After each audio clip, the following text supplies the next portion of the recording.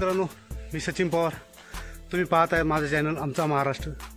आज आपण आलेलो आहोत जुन्नर येथे जुन्या लेणी 2200 वर्षापूर्वीच्या जुन्या लेणी अंबा अंबिका लेणी पाहण्यासाठी जुन्नर येथे. तर आज पाहूया आपण, माझ्या मागे तुम्ही पाहू शकता ह्या अंबा अंबिका लेणीत. त्या लेणी आपण पाहूया, लेण्यांचा इतिहास पाहूया, लेण्यांबद्दल माहिती पाहूया. तर चला माझ्यासोबत आपण आज लेणी पाहूया. ही पहा तुम्ही अंबा अंबिका लेणी.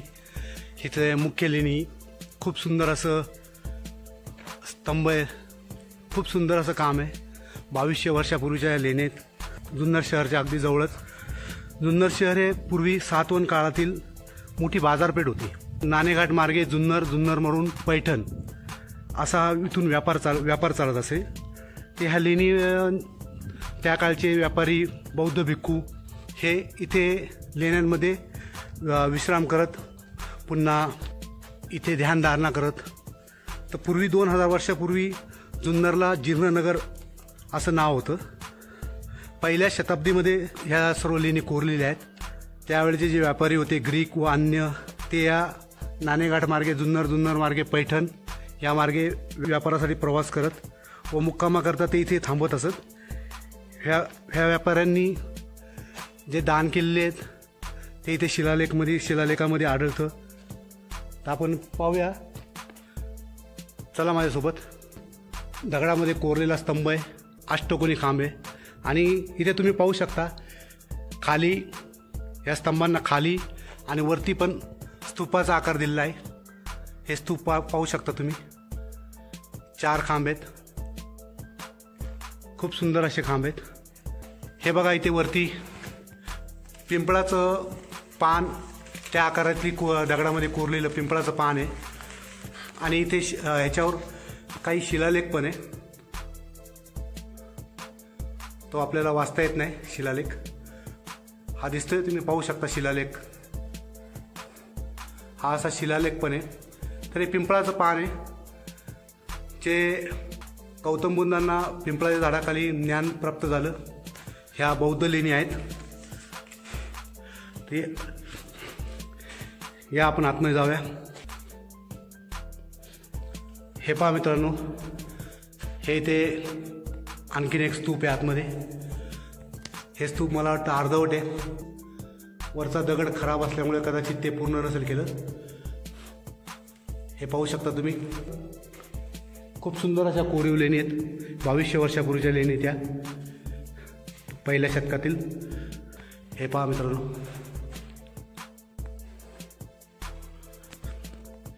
ह्या अशा पद्धतीच्या लेणी आहेत. हे पहा,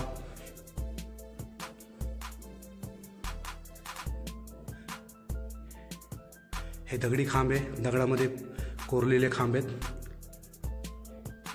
इथे पाण्याच्या टाक्यात आजही स्वच्छ पाणी. हे पाणी पूर्वी जे बौद्ध भिक्खू इथे थांबत, व्यापारी लोक थांबत, ते पाणी पित असत. हे अशा पाण्याच्या टाक्यात, त्यांना पिण्यासाठी पाण्याच्या टाक्यात. मित्रांनो, इथे एक स्तूप दिसतोय, वरती वाटतंय वरती तुटलेला आहे कारण तो जॉईंट नाही. तर स्तूप म्हणजे गौतम बुद्धांचं एक प्रतीक आहे. ध्यानधारणेसाठी बौद्ध भिक्खू असे स्तूप बांधत असत. तुम्ही कुठेही गेला, भारतात कुठेही गेला, पाकिस्तानमध्ये जरी गेला तरी स्तूपाचा आकार तुम्हाला सगळीकडे सारखा दिसेल. फक्त काही ठिकाणी तो विटांमध्ये बांधलेला असेल, काही ठिकाणी दगडांमध्ये बांधलेला असतो, तर काही ठिकाणी असा दगडांमध्ये कोरलेला असतो. त्या स्तूपाबद्दल तुम्हाला थोडी माहिती आपण जाणून घेऊया. या मित्रांनो, खाली जे दिसतंय त्याला जोत म्हणतात. हे मध्ये जे दिसतं त्याला मेदी म्हणतात. व ज्या 3 लाईनी दिसतात ना, ह्याला वेदिका पट्टी बोलतात. वरती ह्याला अंड असं बोलले जाते व त्यावरती हरणी असते. व सर्वात वरती गोल जे दिसते ना तुम्हाला, ते छत्र. तर हे छत्र असं आहे. आणि तुम्हाला मित्रांनो, जे आता मी एक गोष्ट दाखवतो. तुमच्याकडे 200 रुपयाची नोट असेल ना, तर तुम्ही ती 200 रुपयाची नोट काढून, नवीन नोट 200ची काढून पहा. त्याच्यावरती स्तूप आहे. मित्रांनो, ही 200 रुपयाची नोट आहे, आत्ताची नवीन नोट. ह्याच्यावरती जे स्तूप आहे ते मध्य प्रदेश सांची येथील स्तूप आहे.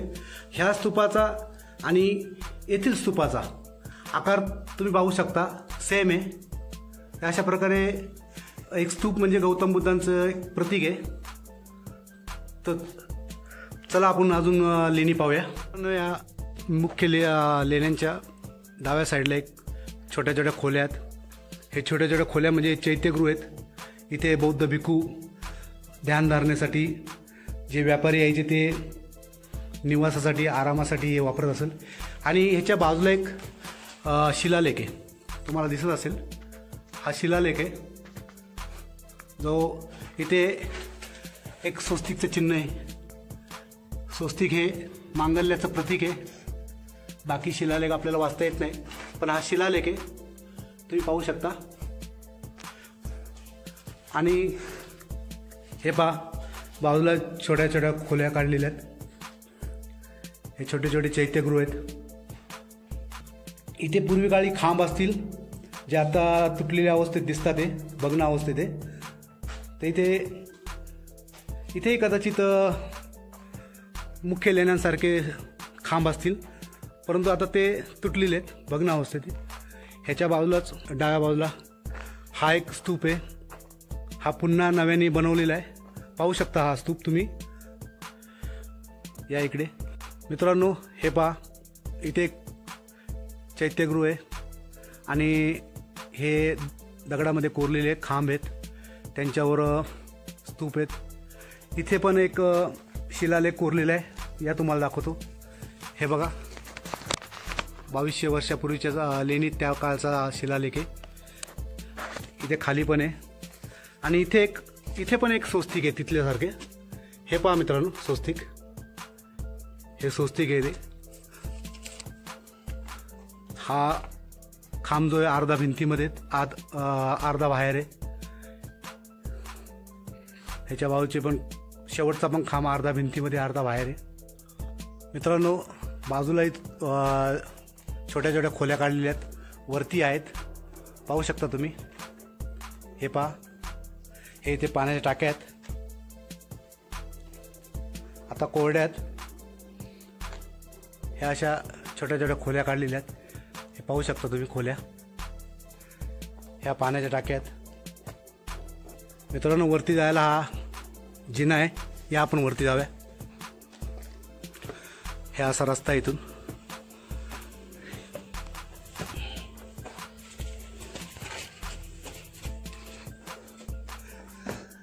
ह्या वरती खोल्यात ह्या मूर्त्या कोरलेल्या तिथे, आणि कदाचित या मूर्त्यांमुळे या लेण्यांना अंबा अंबिका लेणी असं नाव देण्यात आलं आहे. या इकडे ही पहा मित्रांनो, मला वाटतं ही गौतम बुद्धांची मूर्ती असायला पाहिजे, पण बऱ्यापैकी शाबूत आहे. इथे एक मूर्ती आहे, पुन्हा तिकडे एक दिसते तुम्हाला, तिकडे एक मूर्ती, त्या बाजूला एक मूर्ती.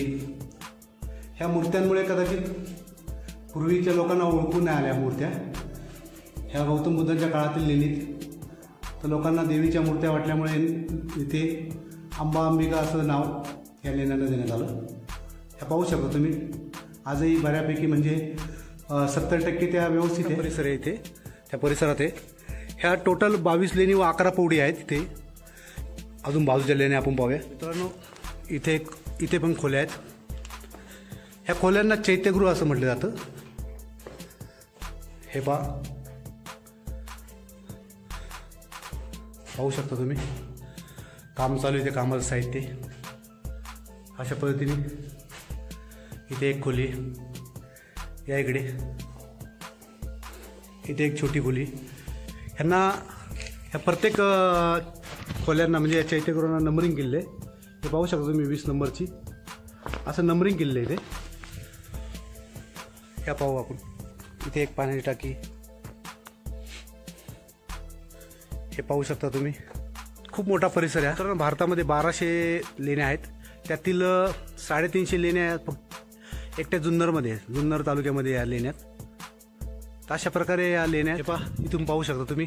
एकावर एक मला 3 माळ्या टाईप, वरती पण लेणी आहेत. खूप सुंदर परिसर आहे. ही मुख्य लेणी. या आपण वरच्या लेण्यांकडे जाऊया आता. मित्रांनो इथे एक तुम्ही पाहू शकता खोल्या काढलेल्या त्या चैत्यगृह म्हणतात त्यांना. या आता आपण वरती जाऊया. हे पहा मित्रांनो, आपण एकदम वरच्या लेण्यांकडे आलो आहोत. आजच्या काळात सांगायचं म्हटलं तर तिसरा माळा, हा तिसरा माळा आहे. या आपण पुढे त्या चैत्यगृह पाहूया. हे खाली तुम्ही पाहू शकता. हे पहा मित्रांनो, ह्या अशा छोट्या छोट्या खोल्यात हे त्या काळचे चैत्यगृह आहे. बौद्ध भिक्खूंना आराम करण्यासाठी, व्यापारी लोकांना आराम करण्यासाठी, ध्यान धरण्यासाठी. याला 34 नंबर दिलेला आहे या लेणीला. यापुढे हे पाहू शकता तुम्ही मित्रांनो, 33 नंबर दिलेला आहे या लेणीला.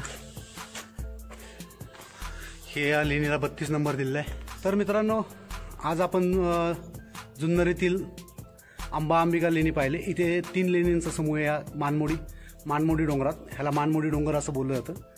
अंबा अंबिका लेणी, भूत लेणी आणि भीमाशंकर लेणी, अशा 3 लेणींचा समूह आहे. तर आज आपण अंबा अंबिका लेणी ह्या पाहिल्या. ह्या जुन्नर शहरापासून अवघ्या 10 मिनिटाच्या अंतरावर जुन्या स्टँडपासून. तर जुन्नरला हे 2200 वर्षापूर्वीच्या लेणीत सातवाहन काळातील राजे जेव्हा होते त्यांचं हे जुन्नर ही आर्थिक राजधानी होती आणि पैठणी त्यांची मुख्य राजधानी होती. म्हणजे पहिल्या शतकात त्यावेळेला नाणेघाट मार्गे नालासोपारा ते नाणेघाट ते जुन्नर ते पैठण असा व्यापार चाले. त्या व्यापारात जुन्नर ही मोठी बाजारपेठ होती. त्यावेळेला ते जे व्यापारी बौद्ध भिक्खू जे थांबत असत इथे, ह्या चैत्यगृहामध्ये थांबत असत, इथे आराम करत असेल, ज्ञान साधना करत असत. तर अशा या लेणी खूप जुन्या आहेत आणि आता सध्या पुरातन खात्याच्या ताब्यामध्ये आहेत आणि चांगल्या पद्धतीने संवर्धन केलेले आहेत. तर आजचा व्हिडिओ तुम्हाला कसा वाटला, ह्या लेणी कशा वाटल्या, मी जी माहिती सांगितली ती कशी वाटली ते तुम्ही मला कमेंट करून सांगू शकता. माझ्या व्हिडिओला लाईक करू शकता. माझं चॅनल आमचा महाराष्ट्र. तर चला मित्रांनो, धन्यवाद. जय हिंद, जय महाराष्ट्र.